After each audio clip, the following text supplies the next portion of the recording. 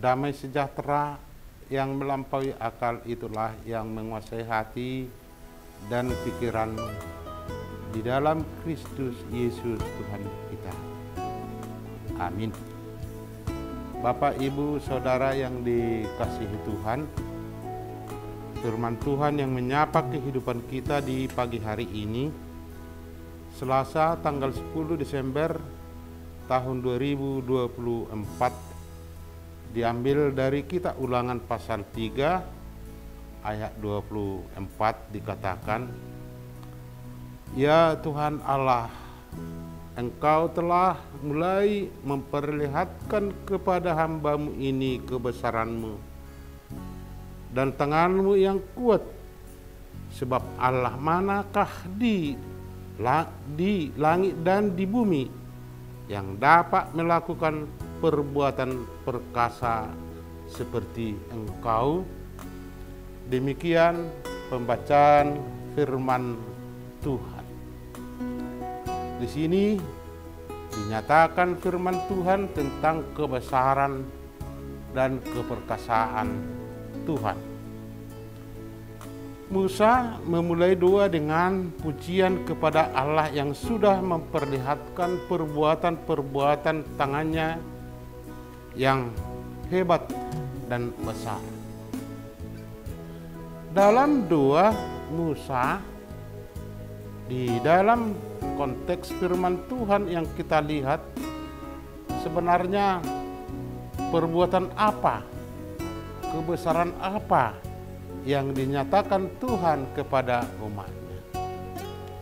Dalam firman Tuhan yang kita dengar, kebesaran dan perbuatan Tuhan bukan hanya kepada umat Tuhan sendiri. Tuhan menyatakan kasih-Nya baik terhadap bangsa-bangsa yang jahat. Bagaimana Allah menyatakan kasih-Nya terhadap bangsa yang jahat? Bangsa yang berada di perbatasan Kanaan ini akan dipelihara kalau saja mereka tidak bersikeras melawan firman Allah dengan menghambat perjalanan umat Tuhan menuju ke tanah perjanjian yang telah dijanjikan Tuhan kepada umat Tuhan, terutama kepada Abraham. Tuhan selalu menghubungkan perjanjiannya dengan apa yang mau diperbuat kepada umat atau bangsa. Tuhan pernah atau telah berjanji kepada Abraham yang tertulis dalam Kejadian 15 ayat 16, dikatakan, "Tetapi keturunan keempat akan kembali ke sini, sebab sebelum itu kedurjanaan orang Amori itu belum genap." Jadi Tuhan selalu kasih kepada bangsa lain. Tuhan menantikan pertobatan dan mengenal kasih Tuhan. Tetapi bangsa Amori semakin jahat, semakin berbuat yang tidak disukai Tuhan, yang dinamakan perbuatan kedurjanaan. Allah membiarkan mereka hidup 400 tahun. Selama itu mereka selalu berbuat jahat,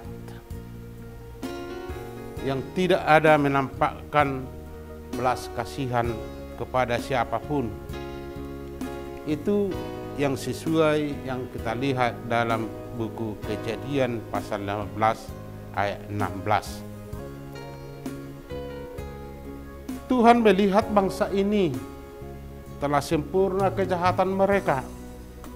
Tuhan melihat bangsa ini akan dihukum melalui kehadiran umat Tuhan, seperti yang dikatakan oleh Tuhan kepada Abraham di masa lampau, sewaktu Tuhan menampakkan dirinya kepada Abraham sendiri. Bapak, Ibu, Saudara yang dikasihi Tuhan, dalam penghukuman ini Musa melihat perbuatan Tuhan yang begitu besar. Ada dua bangsa yang paling kuat pada saat itu. Yang pertama yaitu yang dinamakan Moab atau Amori atau keturunan Lot. Mereka menghalangi perjalanan umat Tuhan. Dengan demikian umat Tuhan timbul gentaran melihat bangsa ini karena mereka hebat dalam bertempur atau berperang. Tetapi Tuhan selalu menyertai umat Tuhan, dan Musa sendiri menyuruh umat Tuhan untuk berperang melawan bangsa yang menghalang ini atau keturunan Lut ini. Dan yang berikut, umat Tuhan diperhadapkan lagi kepada bangsa yang paling kuat pada saat itu, yaitu Raja Og atau Raja Basan. Kekuatan bangsa ini yang boleh kita lihat, mereka kuat dalam persenjataan. Mereka adalah orang-orang yang besar. Kota-kota mereka adalah berbenteng batu yang besar.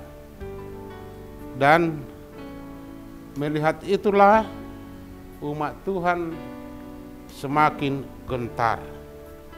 Tetapi dengan pertolongan Tuhan, Musa menyuruh umatnya supaya berperang melawan bangsa ini. Bangsa ini pun kita lihat mengalami kemenangan. Hanya kuasa Tuhan dan kebesaran Tuhan yang dinampakkan dalam hal ini. Bapak, Ibu, Saudara yang dikasihi Tuhan, dalam hal inilah Musa berdoa kepada Tuhan supaya dia dapat sampai kepada pusat kota Kanaan.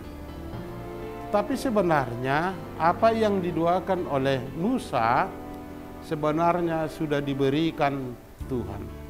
Kalau kita membaca dalam Ulangan 3 ayat 12 dikatakan, adapun negeri itu telah kita duduki pada waktu itu mulai dari Aroer yang di tepi sungai Arnon beserta setengah dari pegunungan Gilead dengan kota-kotanya aku berikan kepada Ruben dan orang Gad.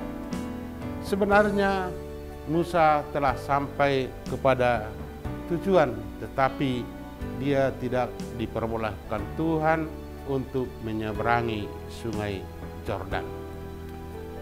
Dari firman Tuhan yang kita dengar di pagi hari ini, apa pesan yang mau disampaikan oleh Tuhan kepada umat Tuhan dan kepada kita sendiri? leluhur bangsa Israel telah gagal sama sekali. Tetapi kita lihat melalui ujian jauh lebih berat dari ketika Allah memerintahkan Israel untuk terus maju. Kesulitan-kesulitan bertambah sejak mereka menolak untuk maju ketika diperintahkan demikian. Allah masih menguji umatnya, dan kalau mereka gagal maka kembali membawa kepada titik yang sama. Dan ujian kedua kalinya ini akan lebih berat ketimbang yang pertama, seperti yang dialami umat Tuhan, yaitu melawan Amon, melawan Moab, dibanding dengan melawan Basan. Betapapun kuat bangsa yang menolak apa yang telah difirmankan Tuhan, Dia akan menghukumnya. Demikian juga kita lihat melalui firman Tuhan, kita harus menurut dan selalu mengandalkan penyertaan Tuhan dan mengimani apa yang dikatakan Tuhan. Perjalanan terkadang penuh dengan berbagai tantangan atau rintangan, seolah-olah tidak dapat diatasi, sehingga mengecilkan hati bagi orang yang mudah menyerah kepada kekecewaan. Kekecewaan akan hadir dalam hati kita bila kita tidak percaya kepada apa yang dikatakan Tuhan. Itulah yang kita akan lihat, apa yang dikatakan oleh firman Tuhan melalui Musa, supaya umat Tuhan maju terus. Kesukaran-kesukaran yang memenuhi jiwa umat Tuhan, mungkin kesukaran-kesukaran yang memasuki jiwa kita, atau dengan kegentaran atau kekhawatiran, akan lenyap sementara kalau maju kita terus di jalan penurutan apa yang dikatakan Tuhan. Tetapi bila kita menolak, bila kita tidak mempercayakan kehidupan kita kepada Tuhan, kita akan seperti umat Tuhan mengalami kengerian. Dan demikian juga umat yang tidak percaya akan Tuhan akan dimusnahkan.